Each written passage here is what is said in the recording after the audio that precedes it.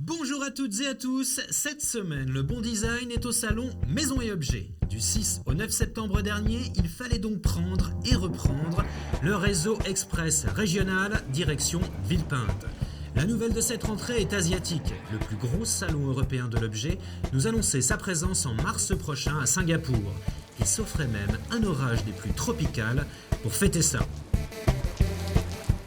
Côté nouveauté objet en revanche, rien de tumultueux, il faudra attendre janvier pour ça, on espère, mais voici tout de même le top 10 des projets qui me sont restés dans l'œil, avec d'abord et surtout de la lumière.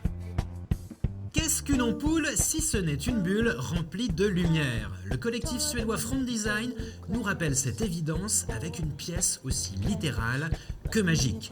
Une bulle de savon qui vient donner corps à un point lumineux pour une suspension au mouvement perpétuel. La pièce phare de ce salon est une petite borne dans l'histoire du design. Ampoule toujours, soufflée encore, mais cette fois en verre, avec cette version plus facile à installer à la maison par le spécialiste autrichien du cristal, Lobmer. Une bulle de verre qui hésite entre l'aspect liquide et textile. Toujours chez Lobmer, Michael Anastasiades imagine lui Iris, soit deux petites sphères qui s'interpénètrent pour créer un globe oculaire autour d'un iris de cristal, délicat et précieux. Interpénétration encore avec ce carambolage quasi sexuel entre un tube de néon et deux fourreaux de verre pour une suspension chic et minimale signée Lucie Koldova chez le tchèque Brokis. Les deux sont à suivre d'urgence. Enfin, Moritz Waldemeier, le designer allemand aussi nerd que spécialiste de la lumière, met tout le monde d'accord avec ce chandelier volant qui capte le mouvement d'une simple bougie et la recrée sans risque d'accident à l'aide d'un mini écran LED. Toute la chaleur d'une lumière vivante encapsulée numériquement. Vivante et habitée, c'est aussi l'impression laissée par les patères du Hollandais Bert-Jan Pot chez Moustache. Il poursuit ici sa recherche sur les masques. Du design aussi expressif que fonctionnel. Pater toujours entre candeur et expressivité par Thomas Krall pour le tout nouvel éditeur taïwanais Kohima.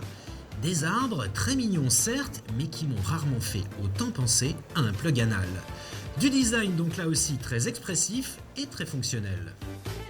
Plus sage et raisonnable, côté meubles, deux nouveaux classiques. Le premier par Sir Terence Conrad chez Fairmob, avec table et chaise jaune primaire délicieux pour boire une citronnade l'été.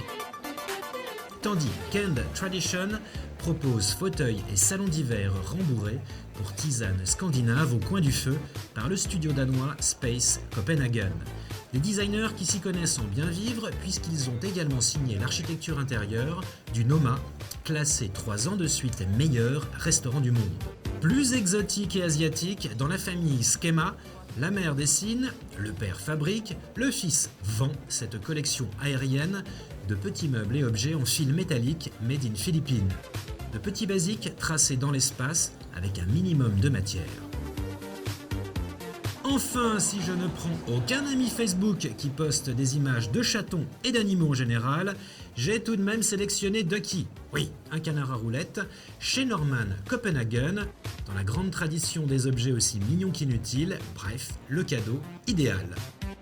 Intérieur, c'est terminé pour cette sélection Maison et Objets septembre 2013. À très vite et bravo!